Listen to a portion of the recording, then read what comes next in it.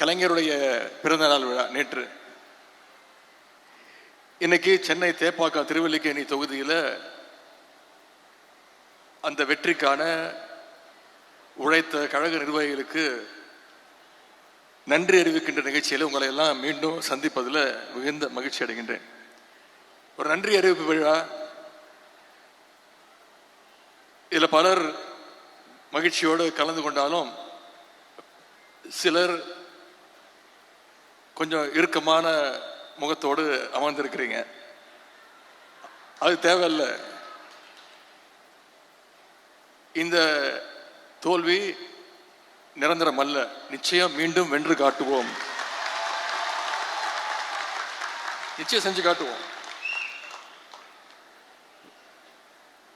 தேர்தல் ரிசல்ட் வந்தோடனே 2வது நாள் 3வது நாள்லயே உங்களை எல்லாம் உங்க பகுதிக்கே வந்து நான் நன்றி சொன்னேன். இன்னைக்கு மீண்டும் உங்களை எல்லாம் சந்திச்சு நன்றி சொல்லணும், அனைத்து நிர்வாகிகளுக்கும் நன்றி சொல்லணும் அப்படின்னு மாவட்ட செயலர்கிட்ட சொல்லி நிகழ்ச்சி இவ்வளவு சிறப்பா 2 நாட்கள்ல ஏற்பாடு செஞ்சிருக்கிறார். சிற்றரசு அவர்களுக்கு மீண்டும் என்னுடைய பாராட்டுகள், வாழ்த்துக்கள். அவருடைய பகுதி செயலாளர் மதன் மோகன் அவர்களுக்கும் அனைத்து வட்டக்கழக செயலாளருக்கும் என்னுடைய பாராட்டுக்கள், என்னுடைய வாழ்த்துக்கள். இப்போ மீண்டும் உங்களை எல்லாம் சந்திக்கிறதுக்கு வருகை வந்திருக்கேன்னா, இதுலேருந்து என்ன ஒன்று மட்டும் நீங்கள் புரிஞ்சுக்கணும்னா, உங்ககிட்ட இருந்து என்னை பிரிக்க முடியாது, என்கிட்ட இருந்து உங்களை யாராலும் பிரிக்கவே முடியாது.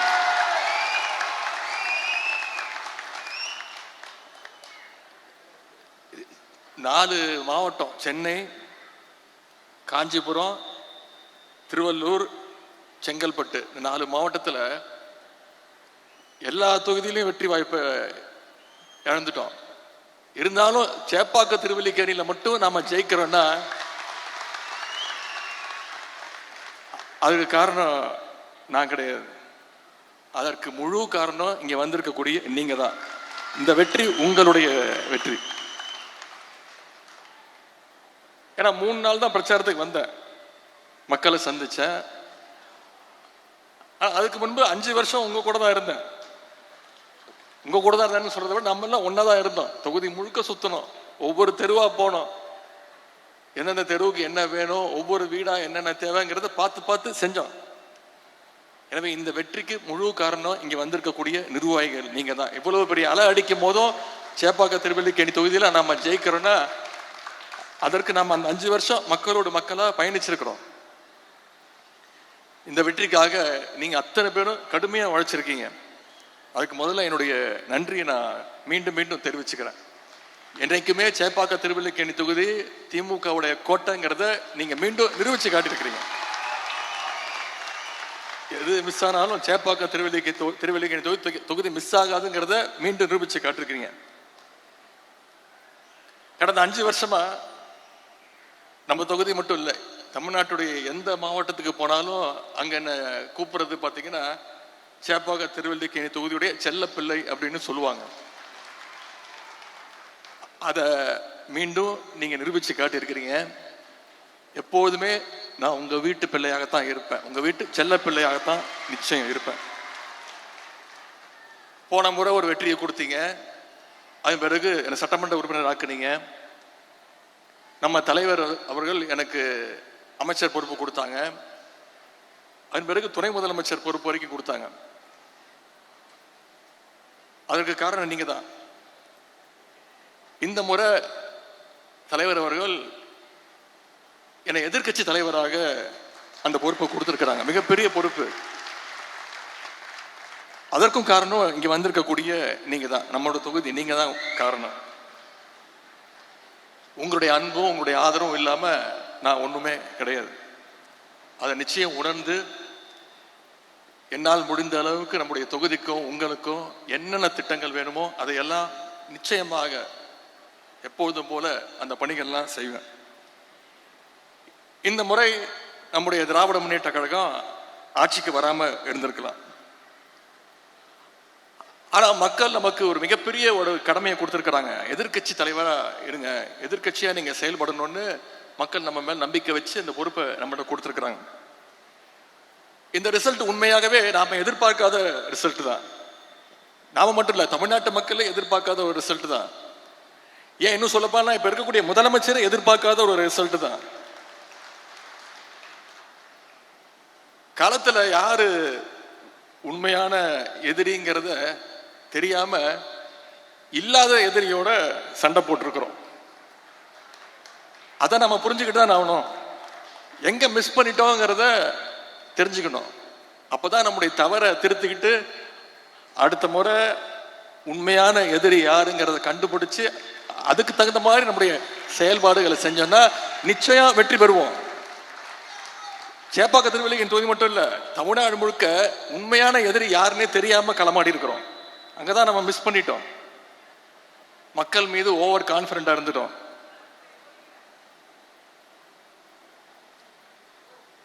ஊர் ஊரா போய் ஓட்டு கேட்டோம்.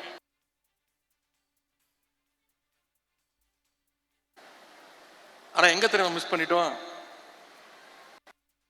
வீட்டில் இருக்கக்கூடிய நம்ம குடும்பத்துக்கிட்ட ஓட்டு கேட்க மறந்துட்டோம். நம்ம வீட்டில் இருக்கக்கூடிய நம்ம பசங்க கிட்ட, நம்முடைய உறவினர்கிட்ட நம்முடைய சாதனையை சொல்ல தவறிட்டோம். இனி வர்ற காலங்களில் அந்த தவறை நாம திருத்திக்கணும். முதல்ல நம்ம வீட்டு பசங்களை அரசியல் படுத்தணும். கலைஞருடைய திட்டங்களை, நம்ம கொண்டு வந்த சாதனைகளை, இப்ப இந்த ஆட்சியில் நடக்கக்கூடிய அலங்கோலங்களை எல்லாம் தினமும் நம்ம வீட்டில் நாம பேசணும். இன்னைக்கு இந்த புதிய அரசு பொறுப்பேற்று 25 நாள் ஆச்சு. உருப்படியா ஏதாவது ஒரு திட்டம் கொண்டு வந்திருக்கீங்கன்னு சொல்ல முடியுமா? ஒரு திட்டமும் கிடையாது. ஏற்கனவே டியூட்டியில் இருக்கக்கூடிய போலீஸ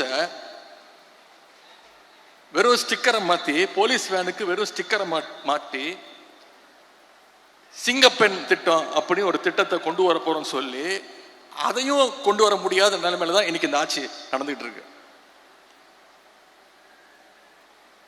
அதாவது ஒரு கூடுதல் செலவு இல்லாத ஒரு திட்டத்தை கூட தொடங்கி வைக்கிறதுக்கு வக்கில்லாத ஒரு சோஃபா மாடல் ஆட்சி இன்னைக்கு நடந்துகிட்டு இருக்கு. யோசிச்சு பாருங்க, 2021 நம்ம தலைவர் முதலமைச்சர் பொறுப்பு ஏற்கும் போது முதல் நாள் கையெழுத்து போட்டார். என்னென்ன திட்டங்கள் நம்ம கொண்டு வந்தோம்? மகளிருக்கு விடியல் பயண திட்டம் முதல் கையெழுத்து போட்டார். முதல் நாளே கொண்டு வந்தார். அப்ப இருந்த நிலைமை என்ன உங்களுக்கு தெரியும். நிதி நிலைமை மோசம். கொரோனா 2வது நாள் லாக்டவுன். முதல் நாளே கையெழுத்து போட்டார். மகளிர் விடியல் பயண திட்டம் கொண்டு வந்தார். கொரோனா நிவாரண நிதியா ஒவ்வொரு ரேஷன் அட்டைக்கும் 4000 ரூபாய் கொடுத்தார் நம்முடைய தலைவர். ஆவின் பால் லிட்டருக்கு 3 ரூபா குறைச்சாரு. பெட்ரோல் விலைய 2 ரூபா குறைச்சோம். இதெல்லாம் பண்ணது நம்முடைய திராவிட மாடல் அரசு, நம்முடைய கழக தலைவர் அவர்கள். ஆனா இன்னைக்கு இந்த சோஃபா மாடல் அரசு ஏதாவது ஒரு திட்டத்தை நிறைவேற்றி இருக்கிறாங்களா? நாம இந்த தேர்தலில் சில லட்சம் வாக்குகள் வித்தியாசத்துல தான் வெற்றி வாய்ப்பை இழந்திருக்கிறோம். நம்மளை விட ஒரு 16 லட்சம் வாக்குகள் அதிகம் பெற்று இன்னைக்கு இந்த ஆட்சி அமைஞ்சிருக்கு. அவங்க எப்படி ஆட்சி அமைஞ்சாங்க, 4ஆம் தேதிக்கு அப்புறம் என்னென்ன கூத்து நடந்ததுங்கிறதுலாம் நீங்க அத்தனை பேரும் தொலைக்காட்சியில பார்த்திருப்பீங்க. 4ஆம் தேதி இரவு நம்முடைய வெற்றி பெற்ற சட்டமன்ற உறுப்பினர்கள்லாம் தமிழ்நாட்டிலிருந்து எல்லா மாவட்டங்கள்ல இருந்தும் கிளம்பி சென்னைக்கு வரத்துக்கு, தலைவரை பார்க்கறதுக்கு பஸ்ல டிக்கெட்டு, ட்ரெயின்ல டிக்கெட்டு, ஃபிளைட்ல டிக்கெட்டு புக் பண்ணிட்டு இருந்தாங்க. ஆனா இன்னைக்கு இருக்கக்கூடிய ஆளுங்கட்சி சட்டமன்ற உறுப்பினர்களும் அண்ணா திராவிட முன்னேற்ற கழகத்துடைய சட்டமன்ற உறுப்பினர்களும் யாருக்கும் தெரியாம திருட்டுத்தனமா எங்க போய் தங்கலான்னு ரெசார்ட்ல ரூம் புக் பண்ணிட்டு இருந்தாங்க. இதுதான் நம்ம திராவிட முன்னேற்ற கழகத்திற்கும் மற்ற இயக்கத்துக்கும் உள்ள வித்தியாசம். இதுதான் ஒரு தொண்டன் தலைமை மீது வச்சிருக்கக்கூடிய நம்பிக்கை. எந்த காலத்திலையும் திராவிட முன்னேற்ற கழகம் அந்த ரிசார்ட் பாலிடிக்ஸ், கூவத்தூர் மாதிரி ரிசார்ட் பாலிடிக்ஸை நம்முடைய தலைவர், நம்முடைய திராவிட முன்னேற்ற கழகம் என்னைக்கும் பண்ணாது. முக்கியமா தேர்தல் முடிவுகள் முழுசா வர்றதுக்கு முன்னாடியே நம்ம கூட கூட்டணி வச்சிருந்த கூடிய காங்கிரஸ் இயக்கம் துரோக கூட்டம் நம்ம பேரை சொல்லி நம்ம தலைவர் முகத்தை காட்டி வாக்குகளை பெற்று தலைவரை பார்த்து ஒரு நன்றி கூட சொல்லாம ஓடி போச்சு அந்த நன்றி கெட்ட கூட்டம். திமுக காரன் என்னைக்கும் மறக்க மாட்டான், மறக்க கூடாது. தமிழ்நாட்டு மக்களும் மறக்க மாட்டாங்க. 5 எம்எல்ஏக்களை அவங்களுக்கு சப்போர்ட் பண்ண வச்சு ஆட்சி அமைச்சாங்க. அது மட்டும் இல்லை, நம்முடைய கூட்டணியில் ஜெயிச்ச இன்னும் சில கூட்டணி கட்சிகள்ல நம்ம தலைவர்கிட்ட வந்து சொல்லிட்டு, தலைவர் தான் போயிட்டு வாங்கினாங்க. நம்ம தலைவர் தான் இன்னைக்கு ஆட்சி நடந்துகிட்டு இருக்கு. ஆனா என்ன, முதல்ல போகும்போது வெளியில இருந்து ஆதரவுன்னு சொல்லிட்டு போனாங்க. அங்க போனோடனே ஆசை யாரை விட்டுச்சு? முதல்ல எங்க போனாலும், இந்த முதலமைச்சர் எங்க போனாலும் முதல்ல சோஃபா போவோம். சோஃபா பின்னாடியே முதலமைச்சர் போவாரு. இப்ப அமைச்சரவையிலையும் இடம்பெற்றுறாங்க. அவங்களுக்கு வாழ்த்துக்கள். அவங்க எல்லாம் அமைச்சர் ஆகிறதுக்கு முன்னாடியே சட்டமன்றத்தில் அவங்களுக்கு வாழ்த்து சொன்னவன் தான் இந்த எதிர்கட்சி தலைவர். இதெல்லாம் நடக்கும்னு எனக்கு தெரியும். இப்படி நம்முடைய தலைவருடைய உழைப்பால வெற்றி பெற்று அந்த கட்சியுடைய ஆதரவோடு தான் இன்னைக்கு இந்த சோஃபா மாடல் ஆட்சி நடைபெற்றுக் கொண்டிருக்கிறது. இங்க இருக்கக்கூடிய ஆளுங்கட்சி இன்னைக்கு 108 இடங்கள்ல வெற்றி பெற்றிருக்கிறாங்க. இன்னொன்னு தெரியுமா, இந்த 108 தொகுதிகள்ல சில தொகுதிகளை தவிர கிட்டத்தட்ட ஒரு 106 தொகுதிகள்ல ஓட்டு போட்ட மக்களுக்கு யாரு சட்டமன்ற உறுப்பினர்னு தெரியாது. இன்னும் சொல்ல போனா மக்களுக்கு இல்ல, இப்ப இருக்கக்கூடிய முதலமைச்சருக்கு யார் சட்டமன்ற உறுப்பினர் யார் அமைச்சர்னு தெரியாது. சவால் விடுறேன். ஒரு 4 நாட்களுக்கு முன்பு தொலைக்காட்சிகள் செய்தி நீங்க எல்லாம் பார்த்திருப்பீங்க. திருவள்ளூர் மாவட்டத்தில் நைட்டு ஃபுல்லா கரண்ட் இல்லை. பொதுமக்கள் அத்தனை பேரும் தெருவுக்கு வந்து போராட்டத்தில் இறங்கிட்டாங்க. நிருபர்கள் போய் கேட்கறாங்க அவங்க கிட்ட, ஏன் வந்து இப்போ சாலை மறியல் பண்றீங்க, சட்டமன்ற உறுப்பினர் போய் பார்த்து கோரிக்கை வைக்க வேண்டியதானு. அப்ப அந்த மக்கள்லாம் சொல்றாங்க, எங்களுக்கு சத்தியமா யார் எங்க சட்டமன்ற உறுப்பினரே தெரியாதுங்க, தெரிஞ்சதானங்க போய் அவங்க வீட்டில் போய் நாங்கள் கேட்க முடியும் அப்படின்னு கேட்குறாங்க. இதுதான் இந்த சோஃபா மாடல் அரசனுடைய லட்சணம். ஓட்டு போட்ட மக்களுக்கு அவங்க எம்எல்ஏக்கள் யாருன்னு தெரியல, எம்எல்ஏக்களுக்கு அவங்க எந்த தொகுதியில் நின்று ஜெயிச்சோன்னு தெரியல. நேற்று ஒரு அமைச்சர் போய் நன்றி சொல்றாரு. அங்க இருக்கக்கூடிய மக்கள்லாம் சொல்றாங்க, இது உங்க தொகுதி கிடையாதுங்க, நாங்க உங்களுக்கு ஓட்டை போடலைங்க, நீங்க பக்கத்து தொகுதி அப்படின்னு. இப்படிப்பட்ட ஒரு கேடுகட்ட சோஃபா மாடல் ஆட்சி தான் இன்னைக்கு தமிழ்நாட்டில் நடந்துகிட்டு இருக்கு. இதெல்லாம் நான் சொல்லல, உண்மையாவே நடந்தது. தொலைக்காட்சிகளை நீங்க பார்த்திருப்பீங்க. அதுல இப்ப அவங்க வேட்பாளர் அறிவிச்சதெல்லாம் யாரு தெரியுமா? ஜெயிச்சவங்க எல்லாம் யாரு தெரியுமா? இப்ப அமைச்சர் இருக்கிறதா யாரு தெரியுமா? போதைப் பொருள் வித்தவர், கஞ்சா வித்தவர், பொண்டாட்டிய கொடுமைப்படுத்தி வீட்டுல போட்டு அடிச்சவர், சினிமா படத்துக்கு பிளாக்ல டிக்கெட் வித்தவர், புது சினிமாவை திருட்டு விசிடி வித்தவர், ஜோசியத்தால கேன்சரை சரி பண்ண முடியும்னு போலி வைத்தியம் பார்த்தவர், RSSல சேர்ந்து காக்கி டவுசர் போட்டு சுத்தினவர், வாச்சாத்தி கொடுமைக்கு முக்கியமான காரணமா இருந்தவர், வேட்பாளர் அறிவுக்கு முந்தின நாள் வேற கட்சியிலிருந்து எகிரி குதிச்சு போனவர். இவங்கெல்லாம் இன்னைக்கு ஆளுங்கட்சியுடைய சட்டமன்ற உறுப்பினர்கள், அமைச்சர்கள். இவங்க பேரும் முதலமைச்சருக்கு தெரியாது.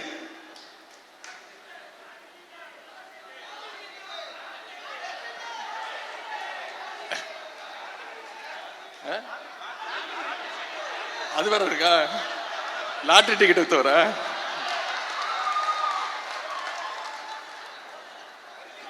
இதெல்லாம் முன்னாடியே தெரிஞ்சிருந்தா கரெக்டா சுதாரணமா இருந்திருக்கலாம். இதெல்லாம் தேர்தல் ரிசல்ட்டுக்கு அப்புறம் தான் நமக்கே தெரியுது. இன்னொரு கொடுமை என்ன தெரியுமா? இந்த ஆட்சியில அமைச்சர்கள் வந்திருக்கிறாங்கல்ல, நியமிக்கப்பட்டிருக்கிறாங்கல்ல, எந்த அமைச்சருக்கு எந்த துறைன்னு அமைச்சருக்கு தெரியல. ஒரு அமைச்சர் அவர் பிரஸ்ல கேட்கிறாரு, நான் சுற்றுச்சூழல் அமைச்சரா இல்ல சுற்றுலாத்துறை அமைச்சரா அப்படின்னு நிருபர்கிட்ட கேட்கிறாருங்க. இந்த மாதிரி ஒரு கேடு கெட்ட ஆட்சி எங்க பார்த்திருக்கீங்களா? அமைச்சருக்கு தெரியல என்ன பொறுப்புன்னு, எந்த இலாக்கான்னு தெரியல. நிருபரை பார்த்து கேட்கிறாரு. ஒரு பழமொழி சொல்லுவாங்க, ஒரு கோமாளி அரண்மனைக்கு போறதாலேயே அவன் அரசன் ஆயிட மாட்டான், அந்த அரண்மனை தான் சர்க்கஸ் கூடாரமாக மாறிவிடும் அப்படின்னு ஒரு பழமொழி சொல்லுவாங்க. இன்னைக்கு அது நடந்துகிட்டு இருக்கு, கண்ணு முன்னாடி நடந்துகிட்டு இருக்கு. ஆனா ஒரு கோமாளி இல்ல, எல்லாமே கோமாளி. ரம்மியில சொல்லுவாங்கல்ல, 13 ஜோக்கரா வந்தா என்னையா பண்றது அப்படின்னு, அந்த நிலைமையில இன்னைக்கு இந்த சோஃபா மாடல் அரசு நடந்துகிட்டு இருக்கு. இதைத்தான் நம்முடைய தலைவர் சொன்னாங்க, இங்க அமைஞ்சிருக்கிறது ஒரு மாயாஜால கவர்ச்சி ஆட்சி அமைஞ்சிருக்கு அப்படின்னு சொன்னாங்க. 2 நாளுக்கு முன்பு நம்முடைய சிஎம் சார் நன்றி சொல்றதுக்காக திருச்சிக்கு போனாரு. திருச்சி கிழக்குக்கு. இங்க பெரம்பூர்ல ஜெயிச்சிருக்கிறாரு, இங்க இருக்கக்கூடிய பெரம்பூருக்கு போய் நன்றி சொல்றதுக்கு வக்கில்ல. இதுவும் நான் சொல்லி தான் போனாரு சட்டமன்றத்தில். நான் சொன்னேன், திருச்சிக்கு போய் முதல்ல நன்றி சொல்லுங்க, 20 நாள் முன்னாடி சொன்னேன். போனாரு, நன்றி சொன்னாரா?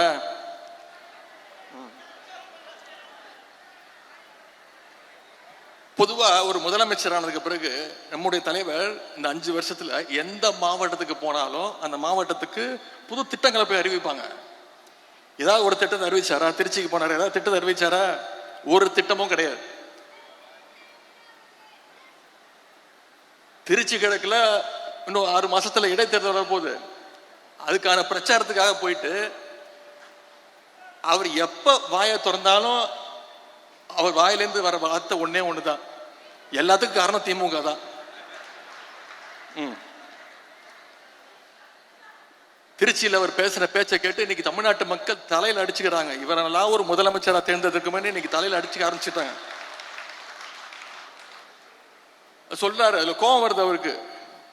கவர்ச்சியால தான் ஆட்சிக்கு வந்தீங்கன்னு என்ன பார்த்து சொல்றாங்க அப்படின்னு முதலமைச்சருக்கு, சிஎம் சாருக்கு கோபம் வருது. சரி, கவர்ச்சியில் ஜெயிக்காம நீங்க எதை வச்சு ஜெயிச்சீங்க சொல்லுங்க பாப்போம். ஏதாவது ஒரு 2 காரணம் சொல்லுங்க பாப்போம். கலைஞர் மாதிரி இந்திய எதிர்ப்பு போராட்டத்தில் கைது பண்ணி போராட்டம் பண்ணி ஜெயிலுக்கு போயிட்டு வந்தீங்களா? சரி, எங்க தலைவர் மாதிரி மிசா கொடுமையில 1 வருஷம் உள்ள இருந்து வந்தீங்களா? கட்சி ஆரம்பிச்சே 2 வருஷம் தான் ஆகுது.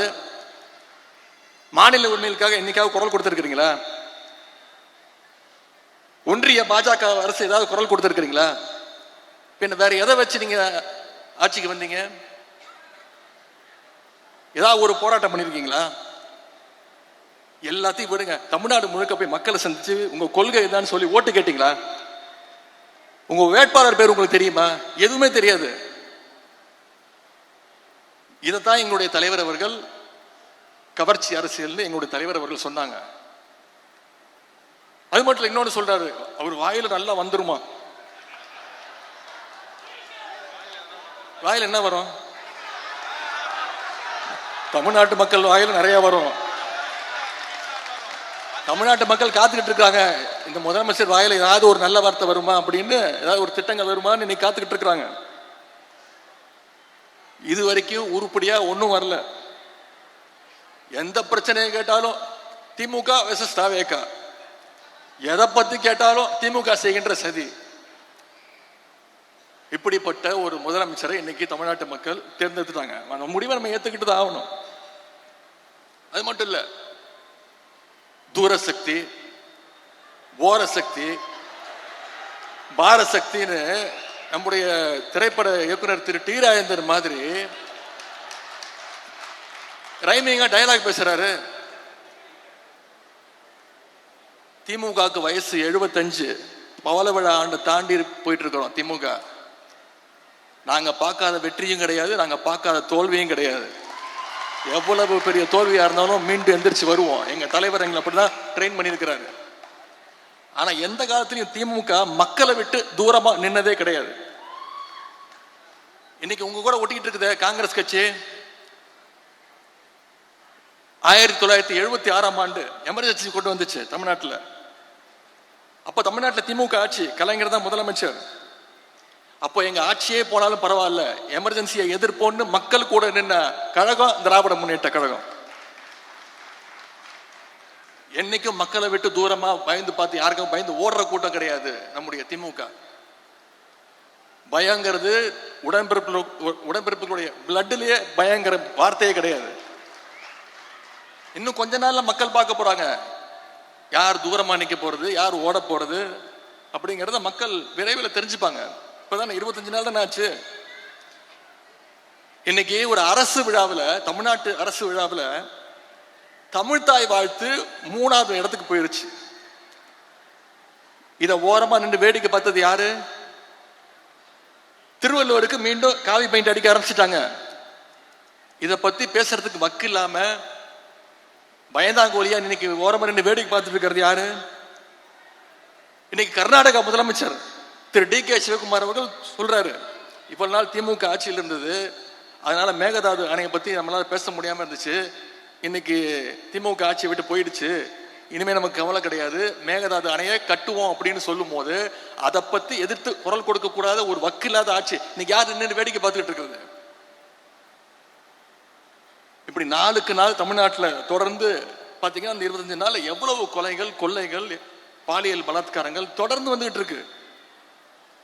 குழந்தையிலேருந்து பாட்டி வரைக்கும் பாலியல் வன்கொடுமையால எல்லாரும் பாதிக்கப்பட்டு இருக்கிறாங்க. இதை பத்தி எல்லாம் பேசினா முதலமைச்சர்களுக்கு கோபம் வருது. என்ன தெரியுமா சொல்றாரு? 6 மாசம் சும்மா இருப்பேன்னு சொன்னீங்களே அப்படின்னு அழுகுறாருங்க. 6 மாசம் சும்மா இருப்பேன்னு சொன்னீங்கல்ல, இப்பெல்லாம் பேசலாமா அப்படின்னு புலம்புறாரு. நீங்க பொய் வாக்குறுதிகள் நிறைய கொடுத்தீங்க, அப்பவே சொன்னோம் இதெல்லாம் நிறைவேற்ற முடியாதுன்னு. அதை செயல்படுத்துவதற்கு தான் உங்களுக்கு 6 மாசம் டைம் அப்படின்னு எங்க தலைவர் சொன்னாரு. எவ்வளவு பொய் வாக்குறுதிகள்! நான் சட்டசபையில பேசினேன், நிச்சயம் உங்களால நீங்க கொடுத்திருக்கக்கூடிய வாக்குறுதிகளை நிறைவேற்ற முடியாது, அவகாசம் எடுத்துக்கோங்க. ஆனா தமிழ்நாட்டு மக்களை ரொம்ப நாள் ஏமாத்தாதீங்க. எங்களுடைய தலைவர், எங்களுடைய திராவிட மாடல் அரசுல பல நல்ல திட்டங்களை கொடுத்தோம், மகளிர் உரிமை தொகை கொடுத்தோம், அதை கொடுங்க. முதலமைச்சர் காலை உணவு திட்டம் கொடுத்தோம், அதை கொடுங்க. கல்வி ஊக்கத்தொகை கொடுத்தாரு எங்க தலைவர், அதெல்லாம் நிப்பாட்டிடாதீங்க. நடைபெற்றிருக்கக்கூடிய திட்டங்களை நிப்பாட்டக்கூடாதுன்னு நான் சட்டமன்றத்தில் பேசினேன். மக்களை ரொம்ப நேரம் காக்க வச்சிடாதீங்கன்னு சொன்னேன். இன்னைக்கு உங்க ஆட்சியுடைய கொடுமையை தமிழ்நாட்டு மக்களால அரை நாள் கூட தாங்க முடியலையே. புதுசா திட்டம் கொண்டு வரதுக்கு, வாக்குறுதி நிறைவேற்றுறதுக்கு 6 மாசம் டைம் ஓகே.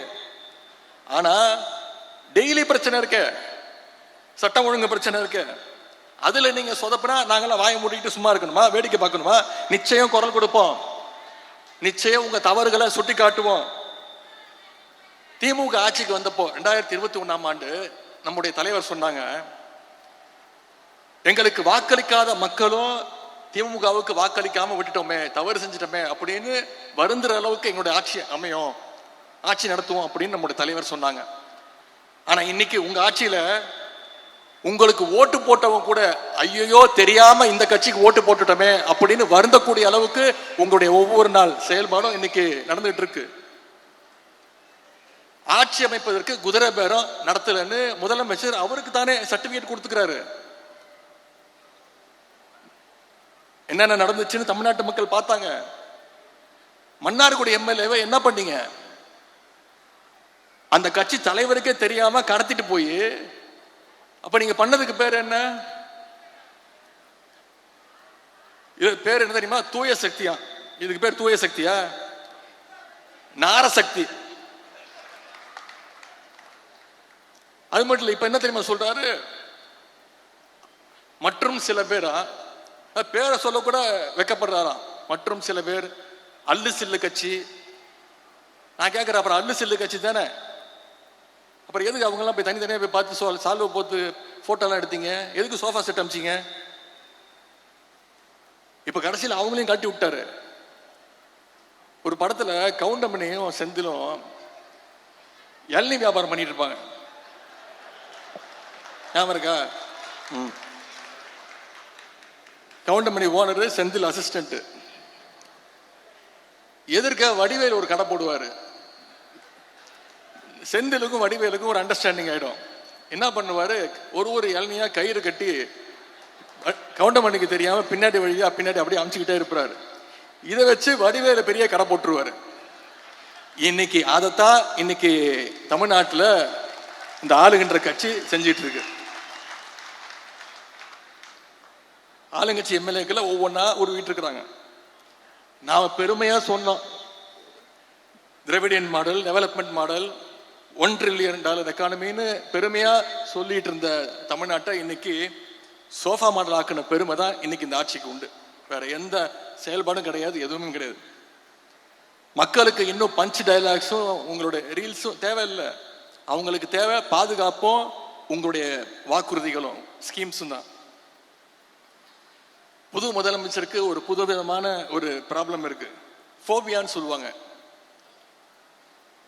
யாரு எதை பத்தி பேசினாலும் தன்னை பத்தி தான் பேசுறாங்க அப்படிங்கிற ஒரு நினைப்பு.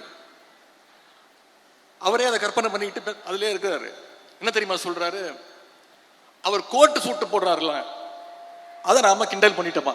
நாம யாரும் அதை பத்தி எந்த விமர்சனமும் செய்யவே இல்லை. அவர் கோட்டு சூட்டு அவர் போட்டுக்கிறாரு. அதுக்கு ஒரு புதுசா ஒரு விளக்கம் கொடுத்திருக்கிறாரு. அவர் கருப்பு கோட்டு போட்டுக்கிறது பெரியாருடைய கொள்கையா. இதை விட ஒரு மோசமான உருட்டை யாராவது உருட்ட முடியுமா? உங்க ஜோசியரை அபிஷியல் கவர்மெண்ட் அட்வைசரா முயற்சி பண்ணி பல்பு வாங்கின ஒரு உண்மையான பெரியாரிஸ்ட் இருந்தாலும், நீங்க கோட்டு சூட்டு போடுறதுல எங்களுக்கு பிரச்சனையே கிடையாது. ஆனா எல்லாத்துலயும் இன்னைக்கு கோட்டை விட்டுக்கிட்டு இருக்கீங்க. அதைத்தான் நாங்க சுட்டி காட்டிட்டு இருக்கிறோம். இல்ல என்னென்ன வாக்குறுதிகள் கொடுத்தீங்க? ஏதாவது ஒண்ணு காப்பாத்துனீங்களா? முக்கியமா விவசாயிகளுக்கு பயிர்க்கடன் 5 ஏக்கர் வரை வச்சிருக்க விவசாயிகளுடைய பயிர்க்கடனை தள்ளுபடி செய்வேன்னு சொல்லிட்டு இன்னைக்கு அவங்களுக்கு பட்டநாமம் போட்டாச்சு. இன்னைக்கு அவங்க எல்லாம் தெருவில் இறங்கிட்டாங்க, போராட்டம் பண்றதுக்கு ஆரம்பிச்சிட்டாங்க. இன்னொரு பொய் வாக்குறுதி கொடுத்தாரு. 200 யூனிட் வரைக்கும் இலவச மின்சாரம் தருவோம்னு சொல்லிட்டு இன்னைக்கு என்ன சொல்றாரு? 500 யூனிட்டுக்கு மேல மின்சாரம் பயன்படுத்தி இருந்தா 200 யூனிட் ஃப்ரீ கிடையாது அப்படின்னு இன்னொரு நாமத்தையும் போட்டாரு. அது தவிர இன்னும் பல்வேறு வாக்குறுதிகள், பொய் வாக்குறுதிகள் கொடுத்திருக்கிறாங்க. என்னென்ன தெரியுமா? உரிமை தொகை மாசம் 2500 ரூபாய். ஞாபகப்படுத்திக்கிட்டே தான் இருப்போம். கொடுக்கிற வரைக்கும் விட மாட்டோம். வருஷத்துக்கு 6 சிலிண்டர், தாய்மாமன் சீர், பட்டு புடவை, தங்க செயின், இப்படி கண்ணாப்பன்னு வாக்குறுதிகளை அள்ளி வீசி இருக்கிறீங்க. மக்கள் இதெல்லாம் ஞாபகம் வச்சுக்கிட்டே இருப்பாங்க. நாங்க தொடர்ந்து ஞாபகப்படுத்திக்கிட்டே தான் இருப்போம். திமுக மேல பழிய போட்டு மக்களை மேனிபுலேட் பண்ணியிருக்கிறாரு நம்முடைய ஆளுங்கட்சியை சேர்ந்தவங்க. இந்த நிகழ்ச்சியின் மூலமா நான் சொல்லிக்க விரும்புவதெல்லாம், தமிழ்நாட்டு மக்களுக்கு ஏதாவது ஒண்ணுன்னா திராவிட முன்னேற்ற கழகம் நாங்க வேடிக்கை பார்த்துட்டு இருக்க மாட்டோம். எங்க தலைவர் வேடிக்கை பார்த்துட்டு இருக்க மாட்டார். உங்களுக்கு எதிராக குரல் கொடுப்போம். ஆளுங்கட்சிக்கு எதிராக தவறு செஞ்சீங்கன்னா குரல் கொடுப்போம். களத்துக்கு வந்து போராடுவோம். நம்முடைய முதலமைச்சர் அவர்கள் சிஎம் சார் சொன்ன மாதிரி ரீல்ஸ் பார்த்து ஓட்டு போட்ட மக்கள்லாம் இன்னைக்கு தொலைக்காட்சிகள் பார்க்க ஆரம்பிச்சுட்டாங்க, செய்தித்தாள்கள் படிக்க ஆரம்பிச்சுட்டாங்க, அசம்பிளியை லைவா பார்த்துட்டாங்க, அசம்பிளியில நம்ம எவ்வளவு ஓட விட்டோங்கிறதையும் பார்த்து ரசிச்சுட்டாங்க. இப்ப சட்டமன்ற நிகழ்வுல எல்லாம் தொடர்ந்து கவனிப்பாங்க. இந்த மாற்றமும் அவேர்னஸ் தான் உங்க வீழ்ச்சிக்கான தொடக்கம். எல்லாத்துக்கும் திமுக மேல பழி போட்டு தப்பிச்சு நினைக்கிற உங்களோட கனவு இன்னைக்கு ஒரு நாள் பழிச்சிருக்கலாம், என்னைக்கும் பழிக்காது. தமிழ்நாட்டு மக்கள் விரைவில் உங்களுடைய முகத்திரைய கிழிப்பாங்க. உங்களுடைய உண்மையான முகத்தை அவங்க பார்ப்பாங்க. இந்த கவர்ச்சி அரசியலுக்கு நிச்சயம் ஒரு முடிவரை எழுதுவாங்க. சட்டமன்ற தேர்தல் முடிவுகள் தொடர்பாக நம்முடைய தலைவர் அவர்கள் ஒரு குழு அமைச்சிருக்கிறாங்க. தமிழ்நாடு முழுக்க அவங்க பயணம் பண்ணி நம்முடைய வேட்பாளர்கள், மாவட்ட நிர்வாகிகள்லாம் சந்திச்சு ஒவ்வொரு தொகுதியிலும் ஏன் வெற்றி வாய்ப்பை இழந்திருக்கிறோம், ஏன் வெற்றி வாய்ப்பை பெற்றிருக்கிறோம் அப்படின்னு கள ஆய்வு செஞ்சு நம்முடைய தலைவர்கிட்ட நிச்சயம் அவங்களுடைய கருத்துக்களை எல்லாம் சொல்லுவாங்க. அந்த கருத்துக்களுடைய அடிப்படையில் கழகத்துடைய நலன் கருதி நிச்சயம் நம்முடைய தலைவர் நல்ல முடிவை எடுப்பாங்க. வரும் காலங்களில் கழகம் வெற்றிகளை குவிக்க நாம் அத்தனை பேரும் ஒற்றுமையோடு ஒன்றாக இருந்து, இன்னைக்கு சேப்பாக்க திருவல்லிக்கேணி தொகுதியில எந்த சிச்சுவேஷனாக இருந்தாலும், எந்த நிலைமையா இருந்தாலும் வெற்றி பெறுவோம்னு நிரூபிச்சு காட்டியிருக்கிறோம். அடுத்த முறை இதைவிட பல மடங்கு பெரிய வெற்றியை நாம பெற்றே ஆகணும். நிச்சயம் பெறுவோம். அதற்கு வருகின்ற நாட்கள்ல சென்ற 5 வருடம் எப்படி களப்பணி ஆற்றணுமோ அதே போல நானும் உங்களோடு சேர்ந்து களப்பணி ஆற்றுவதற்கு தயாராக இருக்கின்றேன். மீண்டும் நம்முடைய கலைஞர் ஆட்சி, நம்முடைய தலைவர் தலைமையில மீண்டும் நம்முடைய தலைவர் அவர்கள் முத்துவேல் கருணாநிதி ஸ்டாலின் எனும் நான் அப்படின்னு அவர் மீண்டும் பதவியேற்கின்ற நாள் தூரத்தில் கிடையாது. அதை செஞ்சு காட்டுவோம் அப்படின்னு கூறிக்கொண்டு, எனக்கு இந்த மிகப்பெரிய வெற்றியை தேடித்தந்த சேப்பாக்கம் திருவல்லிக்கேணி தொகுதி மக்கள், உங்க மக்கள் நிர்வாகிகள், கழக நிர்வாகிகள், வந்திருக்கக்கூடிய தாய்மார்கள், என்னுடைய அருமை சகோதரிகள், உங்க அத்தனை பேருக்கும் மீண்டும் என்னுடைய நன்றியை தெரிவித்து வாய்ப்புக்கு நன்றி கூறி விடைபெறுகின்றேன். நன்றி, வணக்கம்.